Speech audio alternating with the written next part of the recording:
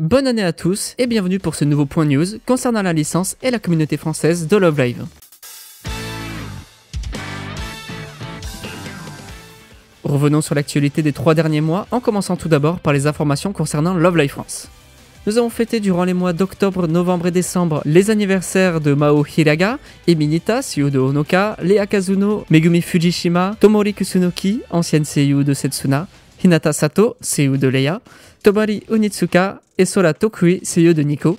Et suite aux anniversaires de Shoriko, Eri, Rin, Rina, Ren, Mia et Kanata, des sondages ont été réalisés, les résultats sont déjà disponibles et des color coded sortiront prochainement en fonction des résultats que vous voyez à l'écran. Concernant les traductions, le chapitre 3 du Liela comique Aquarium Routine a été traduit par nos soins. Et en parlant de Liela, vous n'êtes pas sans savoir que la saison 3 de Love Live Superstar vient de terminer sa diffusion, et malheureusement l'anime n'est sorti sur aucune des plateformes de streaming officielles. Toutefois, l'équipe Yuzuki a réalisé une traduction de chacun des épisodes, et l'entièreté de la série est disponible sur leur site, le lien est juste dans la description. J'en profite pour les remercier de nous avoir fait confiance pour la relecture de chaque épisode, j'espère que le résultat final vous a plu.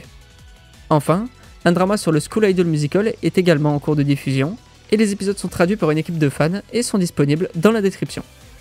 Passons maintenant du côté de la licence en commençant par la partie musicale.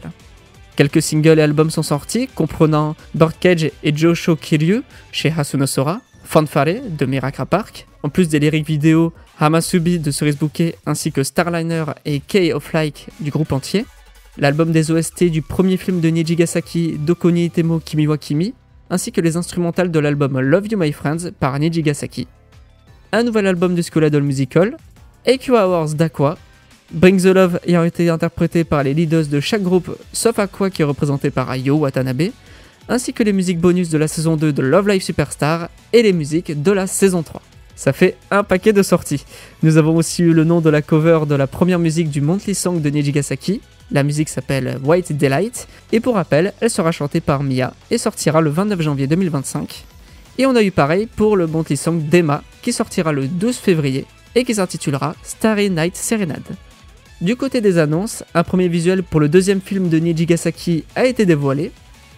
Également du côté de Nijigasaki, le visual novel prévu initialement sur Switch sortira également sur Steam.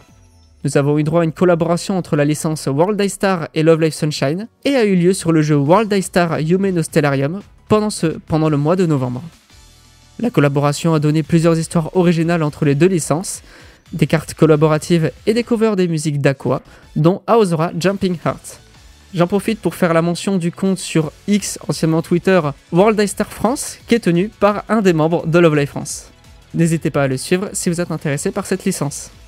Pour finir, du côté des événements, les dates et emplacements du 6e live tour de Liela ont été révélés, les dates de chacun des concerts sont affichées à l'écran, les dates et emplacements du dernier concert d'Aqua AQ Stage ont aussi été révélés, il se déroulera le 21 et 22 juin 2025 au Belluna Dome. Un fan meeting tour a été annoncé pour Nijigasaki, il se déroulera entre avril et août aux emplacements affichés à l'écran.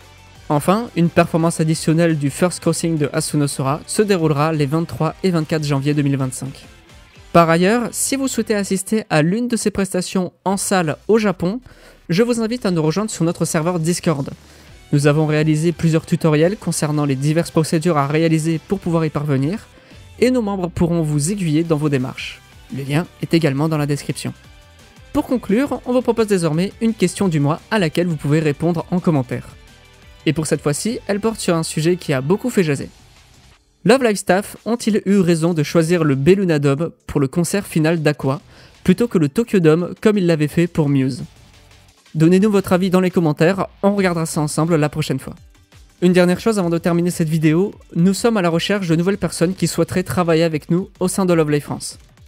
Alors si vous avez quelques compétences dans la traduction, la vidéo, le maintien de compte sur les réseaux sociaux, ou simplement que vous êtes motivé pour faire vivre Love Live en France, que ce soit au travers des contenus que nous proposons déjà ou de nouvelles choses que vous souhaiteriez apporter, n'hésitez pas à remplir le formulaire présent dans la description, on analysera tout ça avec soin. Nous arrivons au bout de ce point news qui résumait les 3 mois précédents, n'hésitez pas à nous dire si vous préférez garder le format d'un point news par mois ou un tous les 2 mois, ainsi qu'à nous rejoindre sur nos différents réseaux. La musique que vous entendez en fond actuellement, c'est Bring the Love, le thème principal de la tournée asiatique qui a eu lieu ces derniers mois. Dites-nous en commentaire la chanson que vous voulez mettre à l'honneur dans le prochain point news. Et de mon côté, je vous souhaite une très bonne fin de journée. Bye bye, Pochi.